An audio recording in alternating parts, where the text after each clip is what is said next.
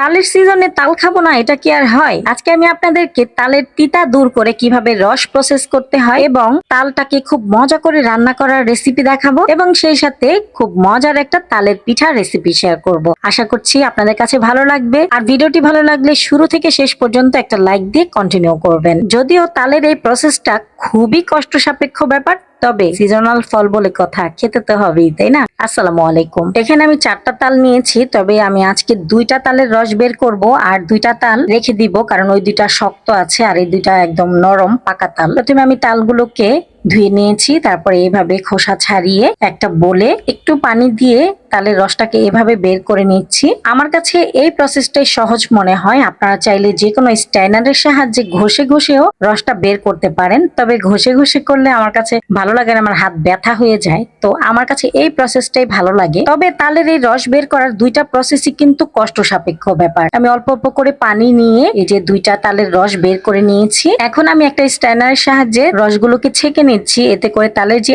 আঁশগুলো থাকবে সেটা আর থাকবে না রসের ভিতরে। আচ্ছা বলেন তো আপু ভাইয়ারা, আপনারা কে কোথা থেকে আমার ভিডিওটি দেখছেন আর আমার ভিডিও আপনাদের কাছে কেমন লাগে কমেন্টের মাধ্যমে কিন্তু জানাতে ভুলবেন না। আপনাদের লাইক এবং কমেন্ট আমাকে অনেক উৎসাহিত করে নতুন আরেকটি ভিডিও তৈরি করার জন্য। তারপরে আমি একটা পরিষ্কার কাপড়ে এভাবে ঝুলিয়ে রেখেছি। আমি এভাবে আধা ঘন্টা ঝুলিয়ে রাখবো, এতে করে তালের যে তিতা ভাবটা থাকে সেটা চলে যাবে। অবশ্যই তালের তিতা দূর করার জন্য এই প্রসেসটা ফলো করতে হবে। অনেকে চুন দিয়ে করে, আমার কাছে ওটা ভালো লাগে না, আমি এইভাবেই করছি। অনেকে দেখলাম যে বাটির ভিতরে চুন দিয়ে তালের রসের ভিতরে রেখে দেয়, তো আমার কাছে কেমন জানি লাগে চুনটা দিলে। তো আমি এইভাবে আধা ঘন্টা বা 40 মিনিট রেখে দিই ঝুলিয়ে, এতে করে তিতা ভাবটা সব চলে যায়। তারপরে আমি চুলায় বসিয়ে দিলাম। এক চুলায় তাল জাল করছি, আরেক চুলায় 1 লিটার দুধ জাল করে নিব। এই দুধটাকে জাল করে আধা কেজি করে নিব। আর এই প্রসেসটা তো আরো কষ্টের ব্যাপার, কারণ এটা জাল করতে করতে অনেক ছিটে, আমার হাতে তো অনেক ছিটেছে। আমি খুব গরমে অনেক গরম ছ্যাঁকা খেয়েছি এই ছিটার কারণে। মজার জিনিস খেতে হলে তো একটু কষ্ট করতেই হয়। যাই হোক, তারপরে এখানে আমি খেজুরের গুড় দিয়েছি। আমি তো গত বছর খেজুরের গুড় ফ্রিজে রেখে দিয়েছিলাম, নরমাল ফ্রিজে, তো সারা বছর খাওয়া যায় এভাবে গুড় সংরক্ষণ করে রাখলে। আর খেজুরের গুড়টা খুবই ভালো ছিল, গ্রাম থেকে বানিয়ে আনা হয়েছিল। তারপরে আমি কোরানো নারকেল দিয়েছি আর একটুখানি লবণ দিয়েছি। অবশ্যই মিষ্টি জিনিসে একটু লবণ দিতে হয়, এতে করে মিষ্টির ব্যালেন্সটা খুব ভালো হয়। এই তো তালটা কিন্তু ঘন হয়ে এসেছে, অনেকটা শুকিয়ে। এই পর্যায়ে আমি ঘন করা দুধ দিয়ে দিলাম, আর দুধটাও কিন্তু জাল করে একদম ঘন করে ফেলেছি। দুধ দেওয়ার পর আমি আরো কিছু সময় তালটাকে জাল করে নিয়েছি। এই তো এই পর্যায়ে আমি চুলাটা অফ করে দিব। তালটা কিন্তু রান্না হয়ে গেছে, এটা ঠান্ডা হলে আরো কিছুটা ঘন হয়ে যাবে।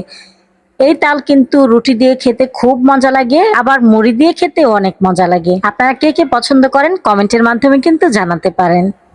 এখন আমি তালের বড়া বানাবো। তো জাল করা তাল আমি নিয়ে নিয়েছি। তারপরে এখানে আমি 2 কাপ চালের গুঁড়া নিয়েছি আর 1 কাপ আটা নিয়েছি। তো হাফ কাপের মেজারমেন্ট কাপ, তো এইটা দিয়ে আমি 4 কাপ নিয়েছি, মানে 2 কাপ হবে। আর ময়দা নিয়েছি 1 কাপ, পরিমাণ মতো চিনি দিয়েছি আর পরিমাণ মতো লবণ দিয়েছি। এখন দিচ্ছি তালের রস। তালের রস দিয়ে আমি ভালো মতো মিক্স করে নিব। এখানে আমি কোনো এক্সট্রা পানি ইউজ করব না, তালের রস দিয়ে মিশ্রণটাকে গুলিয়ে নিব। এই তো আমার পিঠার মিশ্রণটা কিন্তু হয়ে গেছে। আমি 10 মিনিটের মতো রেস্টে রেখে তারপরে ভেজে নিব। 10 মিনিট পর এখন আমি ডুবো তেলে পিঠাগুলোকে ভেজে নিচ্ছি। এই যে এরকম ছোট ছোট করে বড়ার মতো করে ভেজে নিচ্ছি। এটাকে তো তালের বড়া পিঠাও বলে, তাই না? দেখেন কতটা ফুলকো ফুলকো হয়েছে পিঠাগুলো। আমি এরকম গোল্ডেন ব্রাউন করে ভেজে নিয়েছি। এটা কিন্তু ঠান্ডা হলে আরো কিছুটা কালারফুল হয়ে যাবে। আর এই পিঠাগুলো ভাজতে আমার খুব ভালো লাগে। পুরো ঘর না একদম তালের ঘ্রাণ হয়ে যায়, মনে হয় যে তালের পিঠা বানানো হচ্ছে। একদম রসগোল্লার মতো পিঠাগুলো দেখতে হয়েছে, তাই না? খুবই লোভনীয় লাগছে। আর পিঠাগুলো খেতেও খুবই মজার ছিল। এই পিঠাগুলো কিন্তু অনেকক্ষণ পর্যন্ত সফটও ছিল। ভিডিওটি ভালো লাগলে প্লিজ একটি লাইক দিবেন। ভিডিও সংক্রান্ত কোনো মতামত থাকলে কমেন্টের মাধ্যমে জানাতে পারেন। আজকের মতো ভিডিওটি এ পর্যন্তই। আল্লাহ হাফেজ, আসসালামু আলাইকুম। আমাকে সাপোর্ট করার জন্য আমার ভিডিওটি চাইলে একটা শেয়ার করে দিতে পারেন।